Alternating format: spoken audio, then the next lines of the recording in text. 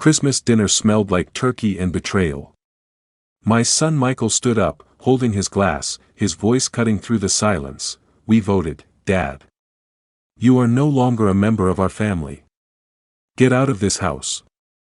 The guests froze. Emily, his wife, was smiling slyly. I smiled back, handing him a folder. "Here is a parting gift for you, son." He opened it and screamed. Everyone was watching, not realizing that my revenge had just begun.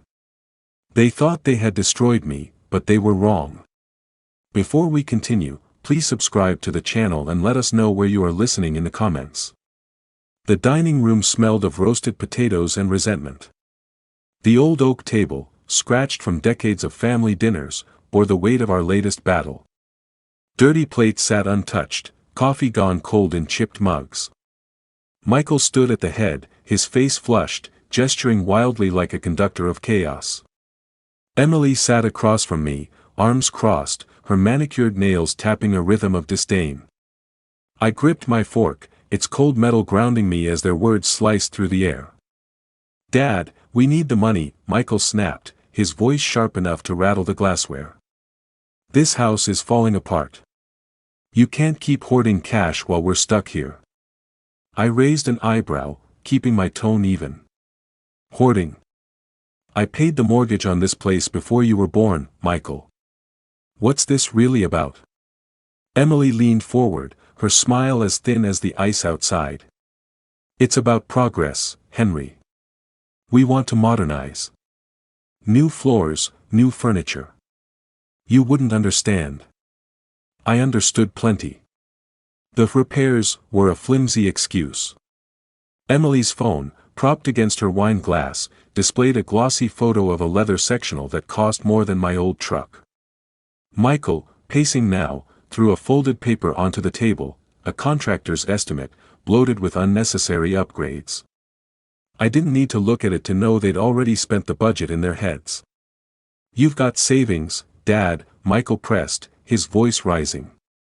"What's the point of sitting on it? You're not getting any younger." The jab stung, but I kept my eyes on the table, tracing a familiar scratch from when Michael, at 10, carved his initials with a butter knife. Back when he still looked at me like I was his hero. "I've given you enough," I said quietly. "You live here rent-free. That's more than most get." Emily scoffed, her laugh a blade wrapped in silk. "Rent-free? This place is a museum, Henry. We're doing you a favor by staying." Michael slammed his spoon down, the clatter echoing. "You're so damn selfish. You think you're some saint, but you're just holding us back." The room fell silent, the kind of quiet that presses against your chest. I tightened my grip on the fork, my knuckles whitening. Not the first time he'd raised his voice, but this felt different, raw, final. Emily's eyes glinted with triumph, like she'd been waiting for this explosion. I could have shouted back, could have listed every sacrifice, the overtime shifts, the college tuition, the car I sold to buy his first junker. But words wouldn't reach them. Not anymore. "Selfish," I repeated, letting the word hang. "That's what you think?" Michael leaned closer, his breath hot with wine. "You're damn right. You're not needed here anymore, Dad. We can handle this place without you." The air shifted, heavy with the weight of his words. Emily's lips twitched, barely hiding her satisfaction. I set the fork down, deliberate, and stood. My chair scraped against the hardwood, a sound that felt louder than it should. I looked at Michael, then at Emily, their faces a mirror of greed and certainty. They thought they'd won. "I see," I said, my voice steady despite the fire in my chest. "You've made yourselves clear." I turned, my boots heavy on the floor, and walked toward the hallway. Michael called after me, his tone mocking. "What, that's it? You're just gonna sulk?" I didn't answer. The dining room door loomed ahead, its chipped paint a reminder of better days. As I reached for the knob, a single thought burned through the haze of betrayal. I'd given him everything, my time, my dreams, my home. No more. The door clicked shut behind me, muffling their voices. I stood in the dark hallway, my pulse steadying. They thought they could break me. They were wrong. I'd show them what selfish really meant. My bedroom was a time capsule, every corner holding ghosts of a life I'd built and lost. The wooden bed creaked under me as I sat, the mattress sagging from years of restless nights. A single lamp cast a warm glow over the room, catching the dust on a framed photo of Elizabeth and Michael, taken when he was 6. His gap-toothed grin stared back, so different from the man who just screamed I wasn't needed. My fingers brushed the glass, trembling slightly. How had it come to this? The house was silent now, the kind of quiet that amplifies your thoughts. I opened the drawer of the bedside table, pulling out an old photo album, its leather cover worn smooth. Flipping through, I stopped at a picture of Michael at 16, holding a football, his eyes bright with dreams I'd helped fund. I'd sold my Chevy to pay for his college applications, telling Elizabeth it was just a car. She'd squeezed my hand, her smile saying she knew better. We'd both believed it was worth it. Another page, another memory, Michael's graduation. I'd worked double shifts to cover his tuition, my back aching from long hours on construction sites. He'd hugged me that day, his cap askew, promising to make me proud. I'd believed him. Now, the memory twisted like a knife. He'd never said thank you, not once. And after Elizabeth's cancer took her 3 years ago, he'd drifted further, leaving me to rattle around this house alone. Until Emily came along, her sharp ambition sinking claws into him. I turned the page and found a folded receipt, yellowed with age. Tuition payment, $12,000, dated 2005. I'd drained my savings for it, telling myself it was an investment in his future. My future, too, I'd thought, someone to carry on the family name, to share the life I'd built. Instead, he'd brought home Emily, her cold eyes sizing up the house like it was a prize to be claimed. She'd changed him, or maybe she'd just revealed who he'd always been. The album snapped shut. I set it aside, my gaze falling on Elizabeth's photo. Her soft curls, her warm eyes, they'd always steadied me. I tried, Liz, I whispered, my voice rough. I gave him everything. But trying wasn't enough, not when he stood in my dining room, spitting venom, egged on by a woman who saw me as an obstacle. The fork I'd gripped earlier flashed in my mind, its weight a reminder of the anger I'd buried. No more burying. I stood, crossing to the window. Outside, snow fell in slow, heavy flakes, blanketing the street in white. The neighborhood was asleep, its Christmas lights blinking through the haze. I pressed my hand to the cold glass, my reflection staring back, gray hair, tired eyes, but a jaw set with purpose. I'd spent decades being the father who provided, who forgave, who waited. And for what? To be told I wasn't needed. A memory surfaced, Michael, maybe 8, slamming his bedroom door after I'd grounded him. Even then, he'd had a temper, but he'd always come back, sheepish, with an apology. That boy was gone. The man he'd become didn't deserve my patience. Neither did Emily, with her calculated smiles and dreams of a life she hadn't earned. I picked up my phone from the nightstand, its screen glowing in the dim room. My thumb hovered over Tom's number. He'd know where to start, someone who'd seen the world's ugliness and still came out swinging. The snow kept falling, soft and relentless. I wasn't a victim, not anymore. I'd been their foundation for too long. It was time to build something new. The old oak smelled of whiskey and worn leather, its dim lights casting long shadows across the wooden paneling. I sat in a corner booth, the vinyl seat creaking as I leaned forward, my hands wrapped around a glass of bourbon. Across from me, Tom sipped his beer, his gray sweater as frayed as his patience. He'd been my friend since the days we argued over blueprints at the engineering firm, back when life made sense. Now, he was a retired lawyer with a knack for cutting through nonsense. I told him about the fight, Michael's shouting, Emily's smirks.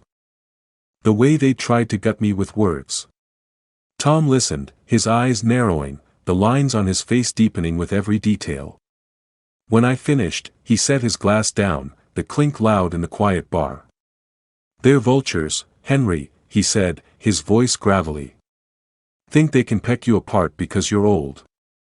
You gonna let them?" I swirled the bourbon, watching the amber liquid catch the light. "No. I'm done letting them." Tom grinned, a rare thing that meant trouble for someone. "Good. Hit them where it hurts. Money, pride, find their weak spot." I nodded, my mind already turning. Michael was impulsive, always chasing the next shiny thing, a new car, a bigger TV.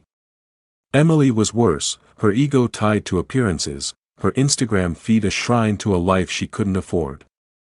They thought they could bully me out of my own home. I'd show them what a lifetime of planning could do. Legally, I added, meeting Tom's gaze. "No mistakes." He chuckled, leaning back.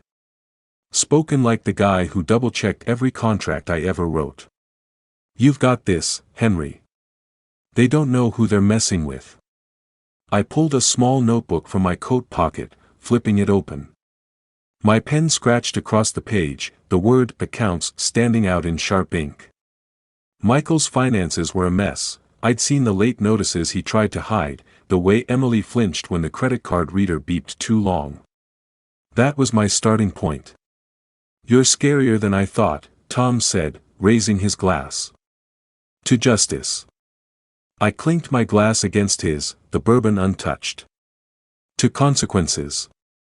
The bar hummed around us, a low buzz of conversation and clinking bottles. A jukebox in the corner played some old country tune, the kind Elizabeth used to hum while cooking. I pushed the thought away. Nostalgia wouldn't help me now. Tom leaned forward, his voice dropping. "You sure about this? Once you start, there's no going back." I met his eyes, steady. "They made their choice. Now I make mine." He nodded, a glint of respect in his gaze. "Then don't flinch. They'll squirm when you tighten the screws." I tucked the notebook away, my fingers brushing the rough fabric of my coat. The plan was forming, pieces clicking into place like the blueprints I used to draw. I'd been an engineer once, building things that lasted. This time, I'd build their downfall, brick by careful brick. I stood, tossing a few bills on the table. The bourbon sat untouched, its surface still. "Thanks, Tom. I'll call you." He waved me off. "Don't call. Just do it." The door to the old oak groaned as I pushed it open, the cold biting at my face.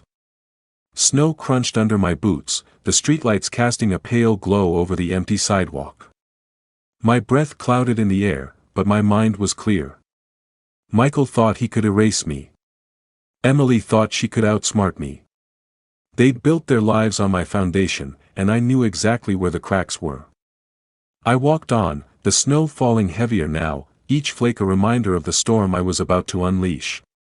The kitchen was dark, save for the faint glow of my phone's flashlight cutting through the shadows. The oak table, usually a place for family meals, was now a battlefield of scattered papers, bills, receipts, a crumpled bank notice. Michael had left them out, careless as always, assuming I wouldn't notice. I moved quietly, my old sweater catching on the chair's edge as I leaned over the mess. Each document was a window into their world, and I was about to pry it open.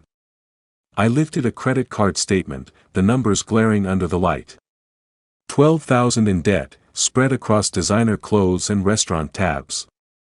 Emily's name was on half the charges, including a $2,000 handbag that could have paid the heating bill twice over. I shook my head, a bitter smile tugging at my lips. She'd mocked my outdated house while burning through money they didn't have. Michael wasn't much better, late car payments, a gym membership he never used. Their greed was a house of cards, and I was ready to pull the first one. My fingers paused on a bank notice, the word "overdue" stamped in red. They'd missed 2 mortgage payments on a small condo they'd bought as an investment last year. Michael had bragged about it at dinner once, saying it'd make them rich. Emily had nodded, her eyes gleaming as she scrolled through photos of luxury lofts on her phone. Now, the bank was threatening to foreclose. I scribbled the account number in my notebook, the pen scratched loud in the silent house. A memory flickered, Emily at dinner last week, her voice dripping with disdain as she called my dining room carpet tacky. She'd waved her fork like a scepter, saying we needed modern elegance. Michael had laughed, agreeing, while I'd stared at the family photos on the wall, wondering when my son had stopped seeing this house as home. That carpet had been Elizabeth's choice, picked after hours of debate at the store. They wanted to rip it out, erase her, erase me. I froze, hearing a creak from the hallway. My heart thudded as I flicked off the flashlight, plunging the kitchen into darkness. The house was old, always groaning, but I couldn't risk being caught. I pressed myself against the counter, listening. Nothing. Just the hum of the fridge and the distant tick of the living room clock. I exhaled, my breath steadying. They were upstairs, probably asleep, oblivious to the trap they'd walked into. I turned the light back on, flipping through more papers. A receipt for a wine club subscription, another for a spa day Emily had needed. Every line was a thread in the web they'd spun, and I was mapping it out. My engineering days taught me to find weak points, cracks in a structure that could bring it down. Their finances were crumbling, and I'd make sure they felt every tremor. The notebook in my hand grew heavier with each note, dates, amounts, account numbers. I tucked the bank notice into my pocket, careful not to crinkle it. This wasn't just about money. It was about control, about showing them I wasn't the relic they thought. I'd built this house, this life, and they'd tried to claim it without a fight. Big mistake. Another creak, closer this time. Footsteps, slow and heavy, descending the stairs. Michael.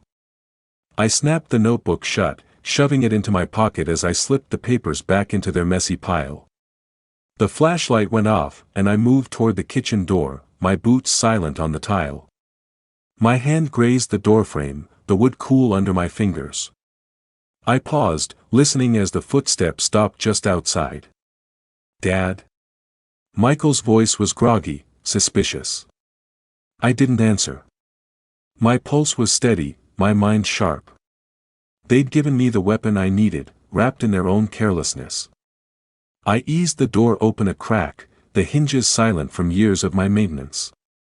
The hallway was dark, Michael's shadow looming at the far end.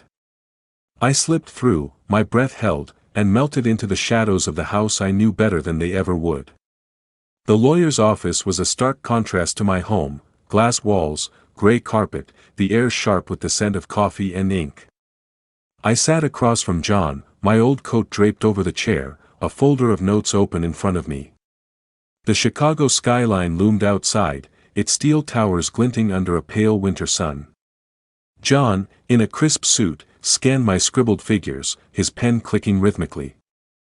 I'd known him from my engineering days, when we'd sorted out contracts for the firm.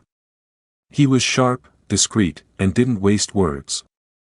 "You're sure about this, Henry?" he asked, his voice low, eyes flicking up from the page. "It's a bold move." I nodded, my hands steady on the table. "They crossed a line, John. I'm taking back what's mine." He leaned back, tapping the pen against his chin. "All right. Let's start with the will. You want Michael out, completely?" "Completely." The word felt heavy, final. A pang of guilt hit me. Michael was still my son, still the boy who'd once clung to my hand at the fair. But that boy was gone, replaced by a man who'd spat in my face. I pushed the thought away, focusing on the papers John slid toward me. The first was a revised will, naming a local charity as my beneficiary. The house, my savings, everything, Michael and Emily wouldn't see a dime. I read it carefully, my old contract habits kicking in. Every clause was airtight, just as I'd wanted. I signed, the pen's scratch a quiet victory. The second document was a bank form. Freezing the joint account Michael still used, a relic from when I'd helped him buy his first car. He'd never bothered to close it, and now that laziness would cost him. John watched me, his expression unreadable. "You're cutting deep, Henry. They'll feel this." "They should have thought of that before," I said, my voice calm but edged with steel. I pulled out my phone, dialing the bank. A quick conversation, a few codes, and the account was locked. Michael wouldn't know until he tried to use it, and I could already imagine his panic.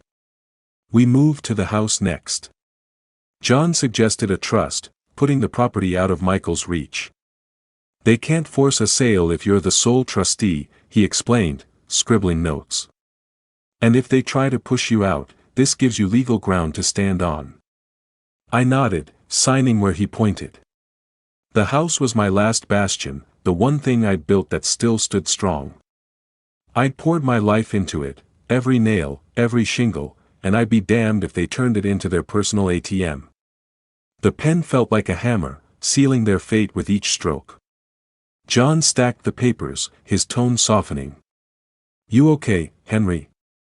This isn't easy, I know." I looked at him, my jaw tight. "It's necessary. They made their choice." He didn't push. We shook hands, and I tucked the folder under my arm, the weight of it grounding me.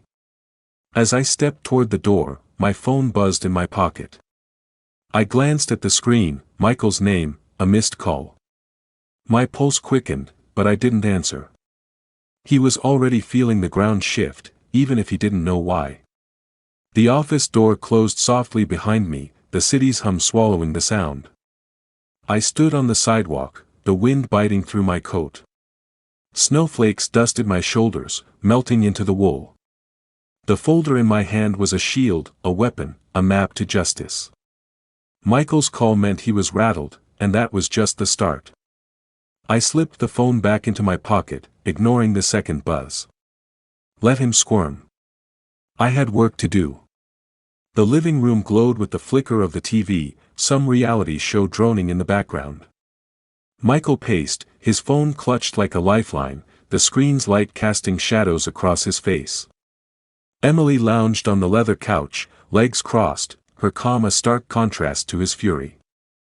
I stood just outside, hidden in the kitchen's darkness, the door cracked open. My phone was in my hand, recording every word, every shout. They didn't know I was listening, didn't know the ground was crumbling beneath them. "You see this?" Michael thrust his phone toward Emily, his voice cracking. "The account's frozen. I tried to pay the car loan, and it bounced." "Bounced?" Emily raised an eyebrow, her tone cool. "Calm down, Michael. It's probably a glitch. Call the bank." I did. He flung a magazine onto the floor, its pages splaying across the rug. "They said it's locked by the primary holder." "That's Dad, Emily. He did this." I pressed closer to the door, my knuckles white around the phone. The bank had worked fast, just as I'd hoped. Michael's anger was raw, unfiltered, but it was Emily's reaction I watched for. She shifted, her manicured nails tapping the couch. "Your father. Why would he bother?" "Because he's spiteful." Michael snapped, pacing faster. "He's been sulking since we asked for the repair money." "You heard him, he thinks he owns us." Emily's lips curved, a slow, calculating smile. "Then maybe it's time he leaves. This house is too big for him anyway. We could sell it, move somewhere better. Somewhere modern." My chest tightened, but I kept still, the phone steady. "Sell my house. The one I'd built with Elizabeth, where we'd raised Michael, where her laughter still echoed in the walls." They weren't just greedy, they were ruthless. I forced my breathing to slow, my engineer's mind clicking through their words, filing them away. Every syllable was evidence, fuel for the fire I was stoking. Michael stopped pacing, his shoulders slumping. "You think we can?" Just, kick him out. Emily leaned forward, her voice low, conspiratorial. He's old, Michael. Vulnerable. We'll say it's for his own good, find him a nice little apartment, somewhere cheap. The house stays with us. It's only fair. Fair. The word burned, but I didn't move. My thumb hovered over the phone, the recording ticking on. They were plotting right in front of me, oblivious to the noose tightening around them. I'd known they were selfish, but this was a new low. My home, my life, reduced to a stepping stone for their ambitions. Michael hesitated, running a hand through his hair. He won't go quietly. You know how stubborn he is. Then we make him, Emily said, her voice sharp now. We'll talk to a lawyer, figure out our options. He can't stay here forever, dragging us down with him. The TV flickered, a laugh track jarring against the tension. I eased back, my boots silent on the tile. The door's shadow hid me as Emily stood, crossing to the window to check the lock. She was thorough, I'd give her that. But not thorough enough. My phone vibrated faintly as the recording saved, their voices trapped in its memory. I slipped into the kitchen, my heart pounding but my mind clear. They thought they could outmaneuver me, erase me from my own life. But they just handed me everything I needed. Their plan was reckless, sloppy, built on arrogance. I'd use it, turn it against them, let their own words dig the grave they thought was mine. The kitchen door clicked shut behind me, the sound swallowed by the house's silence. I stood in the dark, the phone warm in my hand. They were plotting a war they couldn't win. And I was ready to strike back. The new lock on my front door gleamed under the porch light, its brass surface mocking me. My key, worn from years of use, didn't fit. I stood on the stoop, my breath clouding in the frigid air, snowflakes catching in the folds of my old coat. The house, my house, felt like a stranger's now. Michael and Emily had moved fast, faster than I'd expected.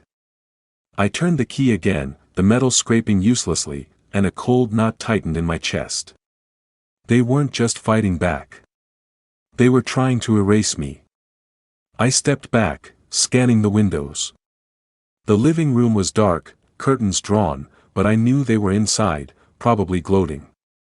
Earlier that day, I'd overheard snippets of their plan from a cousin's voicemail.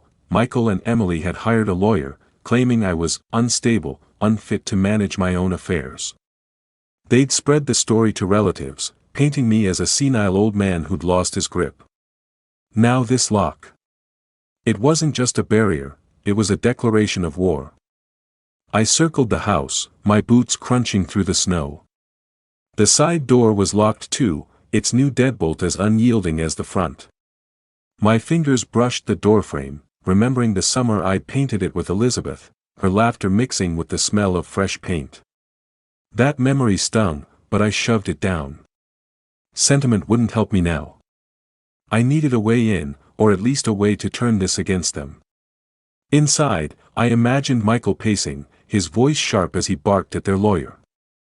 I'd seen him like this before, red-faced, gesturing wildly, always needing to be the loudest in the room.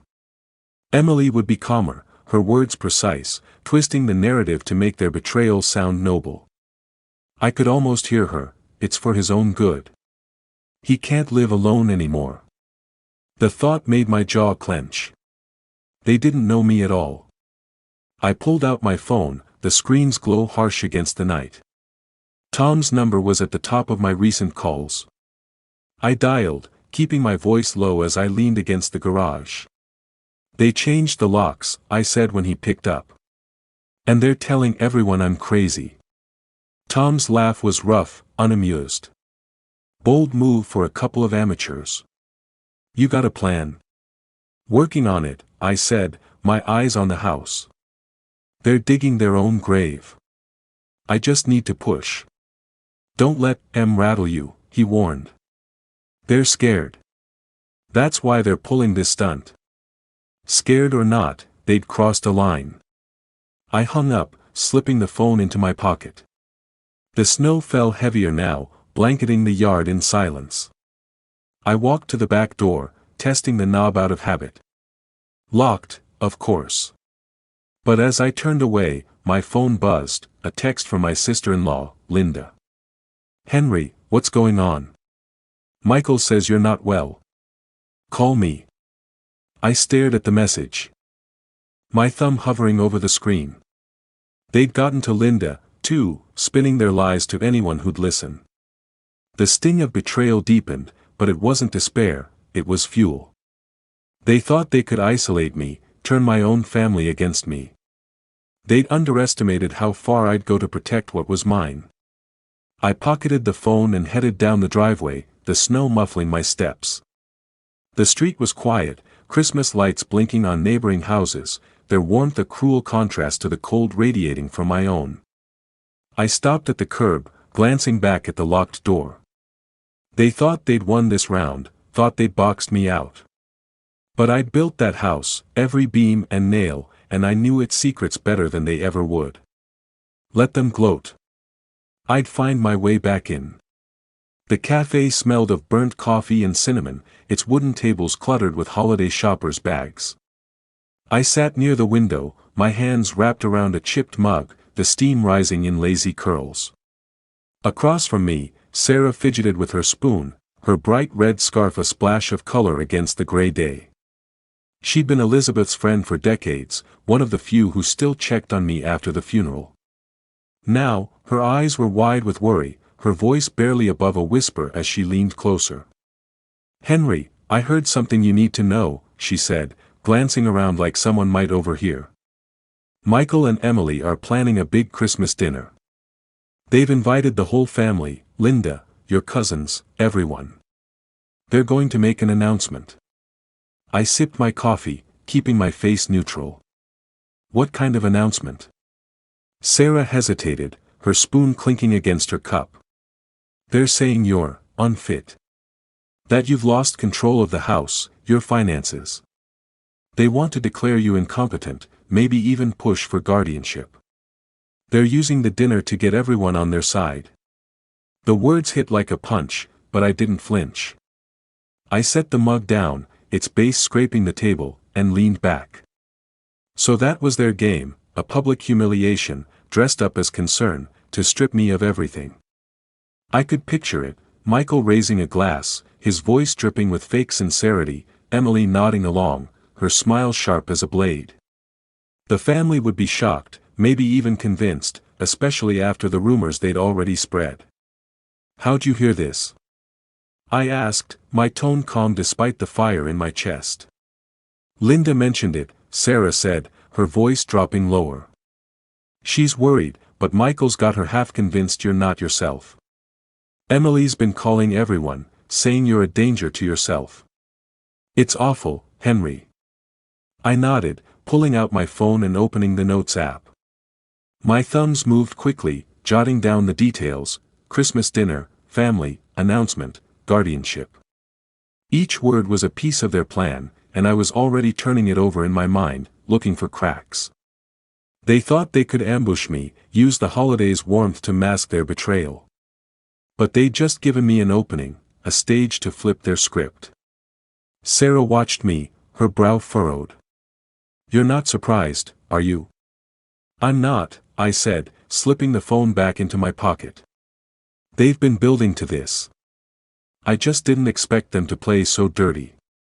She reached across the table, her hand hovering near mine. "What are you going to do? You can't let them get away with this." I met her gaze, my jaw tight. "I won't. They're counting on me to crumble. They'll get a surprise instead." Sarah's eyes softened, but she didn't press. She knew me well enough to trust I'd handle it. I stood, tossing a few bills on the table, and grabbed my coat. The cafe door jingled as I stepped outside, the cold biting at my face. Snow dusted the sidewalk, clinging to my boots as I walked. My phone buzzed again, another message from Linda, probably more questions I wouldn't answer. I ignored it, my mind racing. The Christmas dinner was their trap, but it could be mine too. They wanted a spectacle, a moment to cement their victory. I'd give them one, just not the kind they expected. The streetlights flickered on, casting long shadows across the snow. I checked my notes again, the words glowing on the screen. They'd opened a door to their own downfall, and I was ready to step through. The lawyer's office was a fortress of glass and steel, its air thick with the hum of efficiency. I sat across from John, my folder open on the polished table, papers spread like a battle map. John adjusted his glasses, scanning the documents I prepared: eviction notices for Michael and Emily, a court order to freeze their shared accounts, and a list of their debts, meticulously cross-referenced. My engineer's precision had served me well, every detail accounted for, every loophole sealed. "This is ironclad, Henry," John said, his voice clipped but approving. "The eviction notice is legal, backed by the trust you set up. They'll have 30 days to vacate once it's served. And the account freeze, effective immediately. You've got them cornered." I nodded, signing the final page.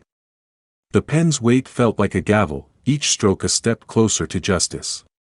"And the evidence?" I asked, tapping the folder. Inside were recordings, bank statements, even screenshots of Emily's texts to relatives, all proving their intent to defraud me. I'd spent nights compiling it, my dining room table a war room of receipts and notes. John slid the folder into his briefcase. "More than enough. If they try to fight, this'll bury them in court. You've done your homework." I leaned back, the chair creaking under me. Homework. That's what it felt like, methodical, relentless, the way I'd once tackled blueprints. But this wasn't about buildings. It was about tearing down the lies Michael and Emily had built around my life. The thought of my son, once small enough to fit in my arms, now scheming to rob me, brought a familiar ache. I pushed it down. Regret wouldn't finish this. Next stop was the bank, a sterile box in the mall's heart, its gray walls lined with posters about savings plans. The young banker, his tie slightly crooked, typed furiously as I confirmed the freeze on Michael's accounts. "All set, Mr. Wilson," he said, his voice nervous, like he sensed the weight of what I was doing. I thanked him, tucking the confirmation slip into my folder. The numbers were locked now, no more designer bags for Emily, no more reckless loans for Michael. Back in John's office, we finalized the last piece, a letter to serve at the Christmas dinner, outlining their eviction and the consequences of their actions. I slipped it into a plain envelope, its edges crisp, and placed it in my briefcase. The folder inside held everything: their debts, their lies, their recorded plot to oust me. It was my ace, ready to be played when the moment came. John stood, offering his hand. "You're ready, Henry. They won't see this coming." I shook his hand, my grip firm. They never did. Outside, the bank's glass doors swung shut behind me, the sound swallowed by the mall's holiday buzz. Shoppers hurried past, arms full of gift bags, while Christmas lights twinkled above. I stopped, my briefcase heavy in my hand, and looked at the decorations. They reminded me of Elizabeth, how she'd hang lights on our porch every December. The memory softened me for a moment, but only a moment. Michael had chosen his path, and I'd chosen mine. Snow fell as I stepped into the parking lot, dusting my coat. My breath clouded in the air, but my mind was clear. Tomorrow was Christmas Eve, the dinner, their grand stage. They thought they'd humiliate me, rally the family to their side. But I had the folder, the letter, the truth. The lights blinked on, their glow reflecting off the snow. I tightened my grip on the briefcase. Let them set the table. I'd bring the reckoning. The dining room glowed with candlelight, the scent of roasted turkey and pine mingling in the air. The old oak table was draped in a white cloth, set with Elizabeth's china, each plate a silent nod to better days. Relatives and friends filled the chairs: Linda, my cousins, a few neighbors, their faces a mix of anticipation and unease. Michael stood at the head, a wine glass in hand, his smile as polished as the new watch on his wrist. Emily sat beside him, her posture perfect, her eyes glinting with quiet triumph. I sat opposite, my hands folded, a plain folder tucked beneath my chair. They thought this was their moment. They were wrong. Michael cleared his throat, the room falling silent except for the faint clink of forks. "Thank you all for coming," he began, his voice loud, practiced. "This Christmas is special.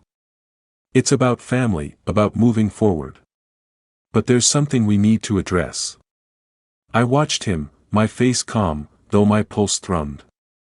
The folder under my chair felt heavy, its contents a blade I'd honed for weeks. Michael's gaze flicked to me, a flash of disdain crossing his features. He raised his glass higher, his tone hardening. "Dad, we've talked about this. You're not well. This house, this life, it's too much for you. We've voted, as a family. You're no longer part of it. It's time for you to leave." A gasp rippled through the room. Linda's hand flew to her mouth, and my cousin Tom leaned forward, frowning. Emily's smile widened, thin and sharp, as she nodded in agreement. The guests shifted, whispers breaking the silence, their eyes darting between Michael and me. They'd heard the rumors, Michael's lies about my instability, and now they waited for my collapse. I stood, slow and deliberate, my chair scraping the hardwood. Every eye was on me, the air thick with expectation. "Is that so, Michael?" I said, my voice steady, almost soft. "You've decided I'm done?" He smirked, emboldened. "It's for your own good, Dad. You'll thank us later." I reached under the chair, pulling out the folder. Its plain cover drew curious glances, but Michael's confidence didn't waver.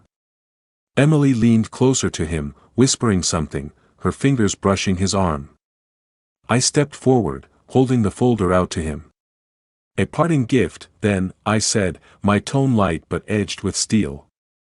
"Open it." Michael hesitated, his smirk faltering. He took the folder, his fingers brushing the paper as if it might burn. The room was silent now, the candles flickering, casting shadows across his face. He flipped it open, his eyes scanning the first page, an eviction notice, bold and unyielding, addressed to him and Emily. His breath caught, his hand trembling as he turned to the next document, a court order freezing their accounts, followed by a detailed list of their debts, their lies, their recorded plot to defraud me. "What is this?" he shouted, his voice cracking. The folder slipped, papers scattering across the table, landing near the turkey platter. "You can't do this." "I already have," I said, my gaze locked on his. "You thought you could take my home, my life, and call it yours. Read the rest. It's all there, your debts, your plans, your words." Emily snatched a paper, her face paling as she read. "This is a lie," she snapped, but her voice shook, her composure crumbling. The guests leaned closer, reading over her shoulder, their whispers turning to murmurs of shock. Linda stood, grabbing a page, her eyes wide as she saw the truth, screenshots of Emily's texts, the recording transcript, the bank notices. "Michael, is this true?" Linda asked, her voice sharp. "You tried to sell his house."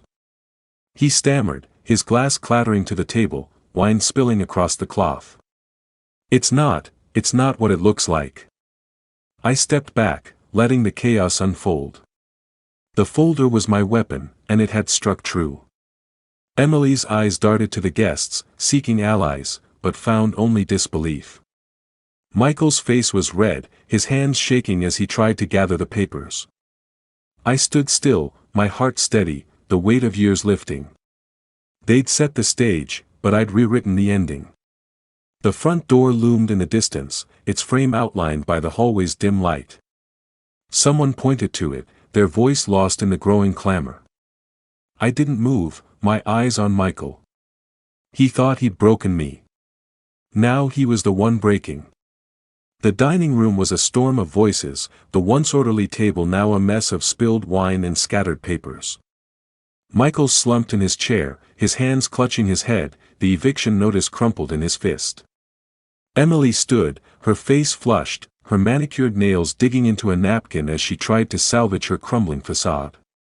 The guests were on their feet, some shouting, others whispering, their eyes darting between the documents and the couple who'd betrayed me. I stood at the edge of the chaos, my hands in my pockets, watching their world unravel. "Michael, explain this," Linda demanded, waving a bank statement, her voice cutting through the noise. "You told us Henry was losing his mind, but this says you plan to sell his house." Michael's head snapped up, his eyes wild. "It's not true. He's twisting everything. We were trying to help him." "Help?" my cousin Tom barked, snatching a paper from the table. "This is a recording of you plotting to kick him out. You called him a burden." Emily stepped forward, her smile forced, her voice trembling. "Everyone, please, calm down. There's been a misunderstanding. We only wanted what's best for Henry." "Best?" Sarah, Elizabeth's old friend, stood, her scarf slipping as she pointed at Emily. "You lied to us. You spread rumors, said he was crazy, all so you could steal his home." The room erupted, guests talking over each other, some grabbing papers to read for themselves. A child at the far end of the table ducked behind her mother, startled by the shouting. Emily's eyes welled up, her mascara smudging, but she kept her chin high, clinging to the last scraps of her dignity. Michael, though, was unraveling faster. He lunged for the folder, trying to gather the papers, but Linda pulled it away, her face a mask of disgust. "Enough, Michael," she snapped. "You've shamed this family." He turned to me, his voice breaking. "Dad, please. Tell them it's a mistake. We didn't mean it like that." I met his gaze, my expression unchanged. "You meant every word," I said, my voice low but firm. "You made your choice. Live with it." Emily grabbed his arm, her voice a desperate hiss. "Henry, we're sorry. We'll fix this. Just, don't do this. We can work it out." I shook my head, stepping back. "You had years to work it out. You chose greed instead." The guests were moving now, some heading for the door, their coats already in hand. Tom threw a paper back on the table, muttering something about disgrace. Linda followed, pausing to look at me, her eyes soft with apology. "I should have known better, Henry," she said quietly. "I'm sorry." I nodded, saying nothing. The apologies didn't matter now. The truth was out, and it was sharper than any blade. Michael's shoulders shook, his voice rising to a plea. "Dad, you can't throw us out. This is our home too." "It's mine," I said, my words final. "Always was." I turned, walking toward the living room, the noise fading behind me. Emily's voice cracked, calling after me, but I didn't stop. The dining room door swung shut, muffling their pleas. I stood in the dark, the glow of Christmas lights filtering through the window, casting soft patterns on the floor. The family photos on the wall watched me, Elizabeth's smile a faint echo of what we'd lost. I straightened one, my fingers lingering on the frame. Outside, car doors slammed, engines starting as guests left. The house grew quieter, the storm subsiding. Michael and Emily were still in there, begging, bargaining, but it was over. They'd built their trap, and I'd turned it on them. The front door creaked open, then slammed shut, the sound sharp in the silence. I didn't look back. They'd made their bed. Now they'd lie in it.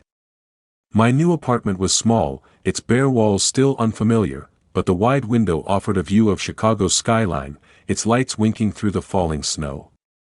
I sat at a simple desk, a single lamp casting a warm glow over a blank sheet of paper.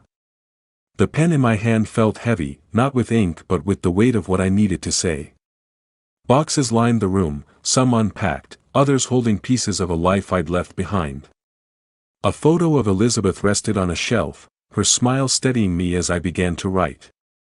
The house was gone, sold for a good price to a young family who'd fill it with new memories. I'd walked away with enough to start over, here, in this quiet space, where the past couldn't cling so tightly. The sale had been quick, the paperwork final, each signature a step toward freedom. Michael and Emily had vanished after that Christmas dinner, their belongings cleared out before the eviction notice's deadline. I hadn't heard from them since. And I didn't expect to. Some bridges burn clean. I pressed the pen to the paper, the words coming slowly. Michael, I wrote, my handwriting steady despite the ache in my chest. I've spent years wondering where I went wrong, what I could have done to keep you close. But you chose your path, and I had to choose mine. I forgive you, not because you deserve it, but because I need to move on. This is goodbye. The words were simple, but they carried everything, the love I'd once had, the betrayal that broke it, the peace I was claiming now. I folded the letter, slipping it into a plain envelope. My fingers brushed the paper, lingering as I set it on the desk. Forgiveness wasn't for them, it was for me, a way to shed the last of their weight. I'd carried them long enough. Outside, the snow fell in slow, heavy flakes, blanketing the city in silence. I stood, crossing to the window, my reflection faint against the glass. The skyline stretched before me, its sharp edges softened by the storm. I'd built a life once, in a house filled with laughter and dreams. That life was gone, but I wasn't. I was still here, still standing, with years left to shape something new. A box by the door held a few keepsakes, Elizabeth's favorite scarf, a drawing Michael had made at 6, a contract from my engineering days. I'd unpack them later, when the time felt right. For now, I let the quiet settle, the apartment's stillness a contrast to the chaos of those final weeks. The Christmas dinner played in my mind, Michael's shout, Emily's tears, the guests' shock, but it was distant now, like a story I'd heard rather than lived. I picked up the envelope, tucking it into my coat pocket. The post office was a short walk, and I'd mail it tonight, let it carry my words into the void. Michael might read it, might not. It didn't matter. I'd said what I needed to say. The desk lamp flickered, its light catching the snow outside, each flake a tiny spark in the dark. I grabbed my coat, the envelope crinkling as I pulled it on. The apartment door clicked shut behind me, the sound soft but final.